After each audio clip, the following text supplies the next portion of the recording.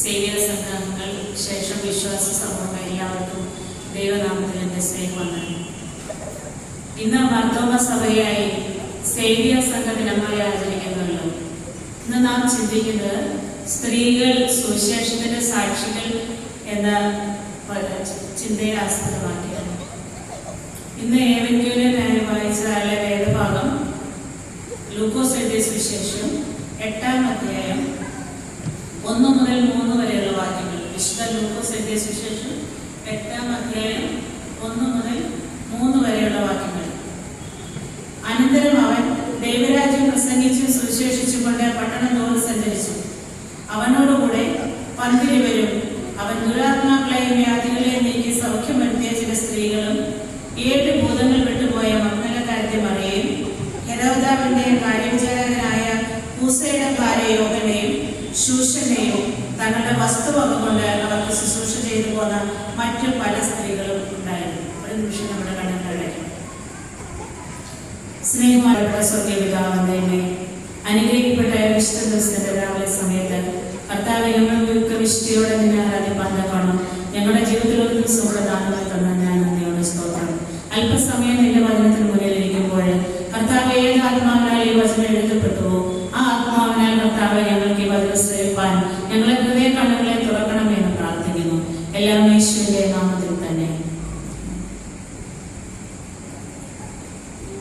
ലൂക്കോസ് സുവിശേഷം മാത്രമല്ല, അപ്പോസ്തല പ്രവൃത്തിയും ലൂക്കോസ് തന്നെയാണ് എഴുതിയതെന്ന് പറയപ്പെടുന്നു. കൂടാതെ പൗലോസിന്റെ മിഷണറി യാത്രയിൽ ലൂക്കോസ് പൗലോസിനെ അക്കമ്പനി ചെയ്തിരുന്നു. ഇന്ന് നമ്മൾ 1-ാം പാഠവും 2-ാം പാഠവും ഏവൻഗേലിയനായി വായിച്ചതായുള്ള വേദഭാഗത്തിലും 3-ലും സ്ത്രീകളെ കുറിച്ചാണ് പറയുന്നത്. സുവിശേഷത്തിന് സാക്ഷികളായ വിശുദ്ധ സ്ത്രീകളെ കുറിച്ചാണ് പറയുന്നത്. ഇന്ന് ഞാൻ ചിന്തിക്കാനായിട്ട് ആഗ്രഹിക്കുന്നത് ഇതിന്റെ 8-ാം അധ്യായത്തിന്റെ 2-ാം വാക്യത്തിൽ പറഞ്ഞിരിക്കുന്ന 7 ഭൂതങ്ങളെ പുറത്താക്കിയ മഗ്ദലക്കാരത്തെ സ്ത്രീയെ കുറിച്ചാണ്. എല്ലാ സുവിശേഷങ്ങളിലും ഈ മഗ്ദലക്കാരത്തെ മറിയയെ നമുക്ക് കാണാനായിട്ട് സാധിക്കും. മഗ്ദലക്കാരത്തെ മറിയ കഫർന്നഹൂമിനും തിബരിയാസിനും ഇടയ്ക്കുള്ള ചെറിയൊരു ഗ്രാമമായ മഗ്ദല എന്ന ഗ്രാമത്തിൽ നിന്ന് ഉള്ളവളായിരുന്നു. അവൾക്ക് 7 ഭൂതം ബാധിച്ചിട്ടുണ്ടെന്ന് നമുക്ക് കാണാനായിട്ട് സാധിക്കുന്നു. 7 ഭൂതം ബാധിച്ച ഒരു സ്ത്രീയുടെ അവസ്ഥ വളരെ ഭയാനകമായിരിക്കും. അവൾക്ക് തന്നെ സഹിക്കാനായിട്ട് പറ്റത്തില്ല. അതുപോലെ തന്നെ അവളുടെ ഭവനത്തിലുള്ളവരുടെ അവസ്ഥ വളരെ ദുഃഖകരമായിരിക്കും. ഈ സ്ത്രീക്കാണ് യേശുക്രിസ്തു സൗഖ്യം കൊടുക്കുന്നത്. സൗഖ്യം കൊടുത്തതിന് ശേഷം ഈ മറിയ പിന്നെ യേശുവിനെ അവരുടെ ജീവിതകാലത്തിൽ വിട്ടില്ല എന്ന് വേണം കരുതാൻ. എല്ലാ സുവിശേഷത്തിലും മുന്നോട്ടുള്ള എല്ലാ ഘട്ടങ്ങളിലും ഈ മറിയ യേശുവിനെ ഫോളോ ചെയ്യുന്നതായിട്ട് കാണാനായിട്ട് സാധിക്കുന്നു. ആദ്യമായി ഞാൻ ചിന്തിക്കാനായിട്ട് ആഗ്രഹിക്കുന്നത് ഉപകാരങ്ങളെ മറക്കാത്തതല്ല മഗ്ദലക്കാരത്തെ മറിയ. ഉപകാരങ്ങളെ മറക്കാത്ത മഗ്ദലക്കാരത്തെ മറിയ. തനിക്ക് ലഭിക്കാവുന്നതിൽ വെച്ച് ഏറ്റവും വലിയൊരു കാര്യമാണ് അവരുടെ ജീവിതത്തിലെ സൗഖ്യം ലഭിക്കുക എന്ന് പറയുന്നത്. അത് മറ്റാർക്കും കൊടുക്കാൻ പറ്റാത്ത ഒരു കാര്യമായിരുന്നു. ആ സൗഖ്യം ലഭിച്ച സ്ത്രീ ആ ഉപകാരങ്ങൾക്ക് എന്നും നന്ദിയുള്ളവളായി യേശുവിനെ അനുഗമിക്കുന്നതായിട്ട് നമുക്ക് കാണാനായിട്ട് സാധിക്കുന്നു. സങ്കീർത്തനക്കാരൻ ഇപ്രകാരം പറയുന്നു: യഹോവ എനിക്ക് ചെയ്ത സകല ഉപകാരങ്ങൾക്കും ഞാൻ അവന് എന്തും പകരം കൊടുക്കും. ഞാൻ രക്ഷയുടെ പാനപാത്രം എടുത്ത് അവന്റെ നാമം വിളിച്ചപേക്ഷിക്കും. ഈ മറിയ നമുക്ക് ഓരോരുത്തർക്കും മാതൃകയും വെല്ലുവിളിയുമാണ്. നമുക്ക് ലഭിക്കുന്ന നന്മകൾ പലപ്പോഴും മറക്കുന്നവരാണ്, നൈസായിട്ട് മറക്കുന്നവരാണ്. പക്ഷെ ദൈവം നമ്മെ കുറിച്ച് അതെല്ലാം ആഗ്രഹിക്കുന്നത് എപ്പോഴും നാം നന്ദിയുള്ളവരായിരിക്കണമെന്ന് ദൈവം നമ്മെ കുറിച്ച് ആഗ്രഹിക്കുന്നു. അപ്പോൾ ഞാൻ ആദ്യമായിട്ട് പറയാനായിട്ട് ആഗ്രഹിച്ചത് ഉപകാരങ്ങളെ മറക്കാത്ത മഗ്ദലക്കാരത്തെ മറിയ. രണ്ടാമതായി ഈ മറിയ യേശുവിന്റെ ദൈവരാജ്യ ശുശ്രൂഷയിൽ യേശു ദൈവരാജ്യം പ്രസംഗിച്ച് സുവിശേഷിച്ചുകൊണ്ട് ഓരോ പട്ടണത്തോറും സഞ്ചരിക്കുമായിരുന്നെന്ന് ഇവിടെ രണ്ടാമത്തെ വാക്യത്തിൽ നമുക്ക് കാണുവാനായിട്ട് സാധിക്കുന്നു. യേശു ഒരു പട്ടണത്തിൽ നിന്ന് മറ്റൊരു പട്ടണത്തിലേക്ക് സഞ്ചരിച്ചപ്പോൾ, ദൈവരാജ്യം പ്രസംഗിച്ച് സുവിശേഷിച്ചുകൊണ്ട് സഞ്ചരിച്ചപ്പോൾ ഈ മറിയ യേശുവിന്റെ കൂടെ ഒരു സഹയാത്രികയായിരുന്നു. യേശുവിന്റെ ദൈവരാജ്യ ശുശ്രൂഷയിൽ സഹയാത്രികയായ മഗ്ദലക്കാരത്തെ മറിയ. അവളെ യേശുവിനെ ഒരിക്കലും വിട്ടുമാറിയില്ല. യേശുവിന്റെ കൂടെ തന്നെ യേശുവിനെ ഫോളോ ചെയ്യുന്ന മഗ്ദലക്കാരത്തെ മറിയ. ഇവിടെ 3-ാം വാക്യത്തിൽ നമുക്ക് കാണാനായിട്ട് സാധിക്കും. എങ്ങനെയാണ് അവൾ യേശുവിനെ അനുഗമിച്ചത്? ഈ സ്ത്രീകൾ തങ്ങളുടെ വസ്തുവകകൾ കൊണ്ട് യേശുവിനെ ശുശ്രൂഷിച്ചു പോകുന്നു. ജീവനോപാധികളും യേശുവിന്റെ കാൽക്കൽ വെക്കുന്നതല്ല മഗ്ദലക്കാരത്തി മറിയ. മറിയയുടെ കൂടെ വേറെയും പല സ്ത്രീകളുണ്ട്, സൗഖ്യമാക്കപ്പെട്ട സ്ത്രീകൾ. ഹെരോദ രാജാവിന്റെ മേൽവിചാരകനായ കൂസയുടെ ഭാര്യ യോഹന്ന, പിന്നെ ശൂശന, പിന്നെ കുറെ സ്ത്രീകൾ. ഇവരെല്ലാവരും തങ്ങളുടെ വസ്തുവകകൾ കൊണ്ട് യേശുവിനെ ശുശ്രൂഷിച്ചു പോകും. അപ്പോൾ യേശുവിന്റെ ദൈവരാജ ശുശ്രൂഷയിൽ സഹയാത്രികരല്ല മഗ്ദലക്കാരത്തി മറിയ. ഈ മുന്നോട്ട് നമ്മൾ കാണുമ്പോൾ ഈ മഗ്ദലക്കാരത്തി മറിയ യേശുവിന്റെ ക്രൂശിന്റെ അരികിൽ നിൽക്കുന്നതായി നമുക്ക് കാണാനായിട്ട് സാധിക്കും. യേശുവിന്റെ പീഡാനുഭവങ്ങളിൽ ഈ സ്ത്രീ അതെല്ലാം കണ്ടുകൊണ്ട് വളരെ അവൾക്കൊന്നും ചെയ്യാൻ പറ്റാത്തൊരവസ്ഥയിൽ വളരെ നിർനിമേഷയായി നിൽക്കുന്നതായുള്ള ഒരവസ്ഥ. പീഡാനുഭവത്തിൽ എല്ലാ ശിഷ്യന്മാരും 3.5 വർഷക്കാലം സന്തത സഹചാരികളായ യേശുവിന്റെ കൂടെ ഉറങ്ങി നടന്ന ശിഷ്യന്മാരെല്ലാവരും അവരെ ഒരുത്തൻ ഒറ്റിക്കൊടുത്തു, ഒരുത്തൻ തള്ളി പറഞ്ഞു. അങ്ങനെ പലരും അവനെ പല സാഹചര്യങ്ങളിലായി വിട്ടിട്ട് പോയെങ്കിലും ഈ മഗ്ദലക്കാരത്തി മറിയെ നമുക്ക് യേശുവിന്റെ ക്രൂശിന്റെ അരികെ കാണുവാനായിട്ട് സാധിക്കും. യോഹന്നാൻ എഴുതിയ സുവിശേഷം 19-ാം അധ്യായത്തിന്റെ 25-ാം വാക്യം നാം വായിക്കുമ്പോൾ അവിടെ കാണാം യേശുവിന്റെ ക്രൂശിന്റെ അരികെ നിൽക്കുന്നതാണ് മഗ്ദലക്കാരത്തി മറിയ. മറ്റു സുവിശേഷങ്ങളെല്ലാം പറയുന്നു സ്ത്രീകൾ ദൂരെ മാറുന്നു. പക്ഷെ യോഹന്നാൻ പറയുന്നു യേശുവിന്റെ ക്രൂശിന്റെ അരികെ. യേശുവിന്റെ അമ്മ മറിയയും യാക്കോബിന്റെയും യോസയുടെ അമ്മ മറിയയും ഈ 7 ഭൂതങ്ങൾ വിട്ടുപോയ മഗ്ദലക്കാരത്തി മറിയയും യോഹന്നാനും ഈ യേശുവിന്റെ ക്രൂശിന്റെ അരികെ ഉണ്ടായിരുന്നു. അതുകൊണ്ടാണ് യോഹന്നാൻ എഴുതിയിരിക്കുന്നത് യേശുവിന്റെ ക്രൂശിന്റെ അരികെ മഗ്ദലക്കാരത്തി മറിയ ഉണ്ടായിരുന്നു എന്ന് പറയപ്പെടുന്നത്. നമ്മുടെ പ്രയാസങ്ങളിലും നമ്മുടെ ദുഃഖങ്ങളിലും നമ്മുടെ വേദനകളിലും നമ്മുടെ രോഗങ്ങളിലും ഒക്കെ സൗഖ്യം തന്ന യേശുവിന്റെ ആ കാൽവരി ക്രൂശിന്റെ ചുവട്ടിലേക്ക് നാം പോകേണ്ടിയിരിക്കുന്നു. നമ്മുടെ ജീവിതത്തിൽ നാം നന്ദിയുള്ളവരായിരിക്കേണ്ടതാണെന്ന് നമ്മോട് ഞാൻ ഓർപ്പിക്കട്ടെ.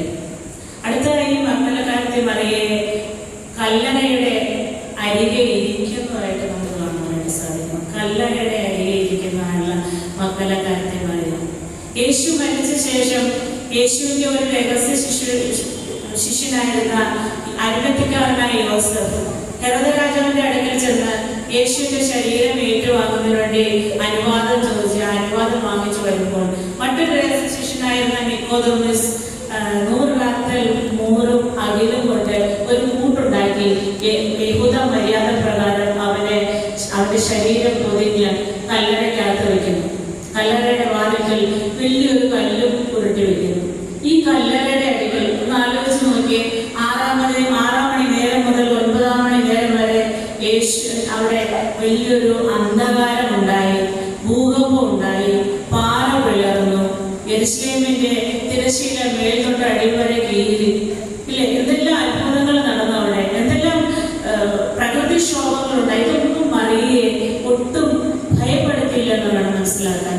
രാത്രി സമയത്ത് കല്ലറയുടെ അരികിലിരിക്കുന്നതിനുള്ളൊരു മറിയ ഒന്ന് ആലോചിച്ച് നോക്കി.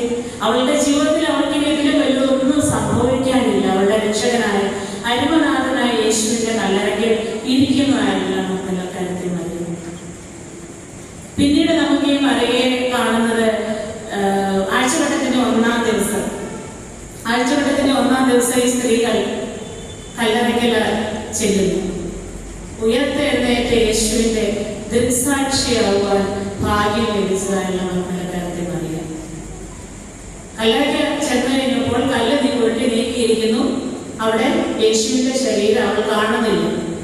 അവൾ വേഗം ഓടി പത്രോസിന്റെയും യോഹന്നാന്റെ അടുത്തേക്ക് ഓടി പോകുന്നതായിട്ട് നമുക്ക് കാണാനായിട്ട് സാധിക്കും. 20-ാം അധ്യായത്തിന്റെ ആദ്യ ഭാഗം നാം വായിക്കുമ്പോൾ അവിടെ ചെന്ന് പത്രോസിനോട് യോഹന്നാനോട് പറയുന്നു, അവന്റെ ശരീരം ആരെടുത്തോണ്ട് പോയെന്ന് ഞങ്ങൾ അറിയുന്നില്ല, അവിടെ കല്ലെല്ലാം ഉരുട്ടി നീക്കി വെച്ചിട്ടുണ്ട്.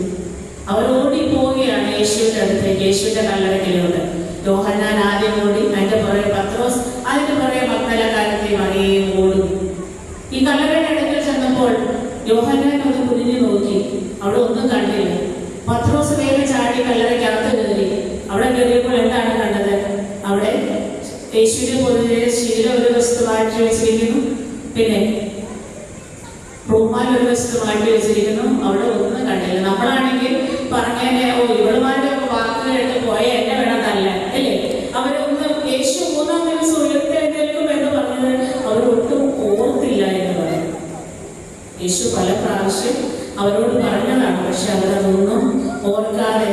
പത്രോസും യോഹന്നാനും തിരിച്ചു പോയി എന്ന് നമുക്ക് കാണുന്നു. പക്ഷേ ഈ മഗ്ദലക്കാരത്തെ മറിയ ആ കല്ലറയുടെ അരികിൽ നിന്ന് കരയുന്നു.